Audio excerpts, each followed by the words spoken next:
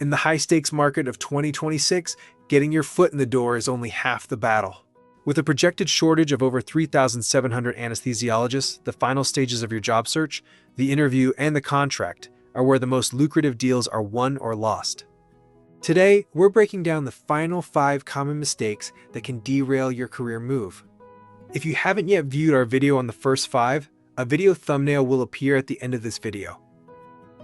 Mistake number 6 is the 48-hour lag. In today's market, speed is currency. If you take 2 days to reply to an email or text, the urgent start role will likely be filled by a peer who responds within 2 hours. Pro tip: treat active negotiations like a clinical emergency. Set real-time alerts and commit to a 24-hour response window to show you are ready to hit the ground running. Mistake number 7 is neglecting culture fit. Don't let a high base salary blind you to a poor lifestyle fit. Candidates often ignore call cultures or supervision models until it's too late. You need to understand the compensation model. Ask if they use a relative value unit productivity structure, which is a measure of the volume and complexity of your services, versus a fixed salary. If the supervision ratios are unmanageable or the overnight calls are excessive, you'll burn out regardless of the paycheck.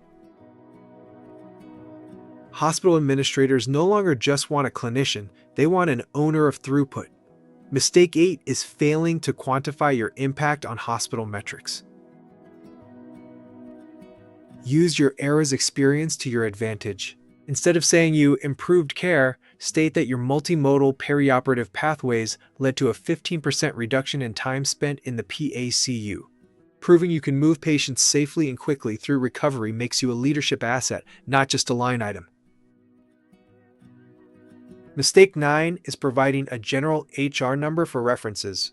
In 2026, payers and hospitals require direct clinical verification.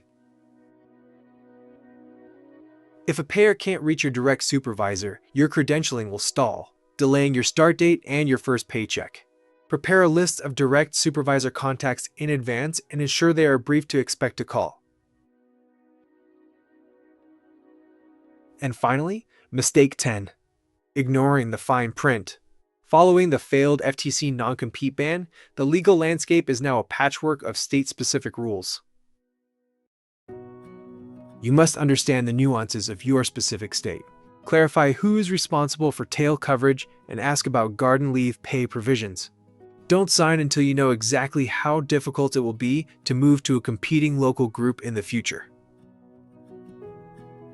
Navigating the final stages of your search requires precision and clinical level attention to detail. If you missed the beginning of this series, we've got you covered. You can access the first 5 of our top 10 anesthesiologist recruiting mistakes by clicking the video thumbnail at the top right of your screen.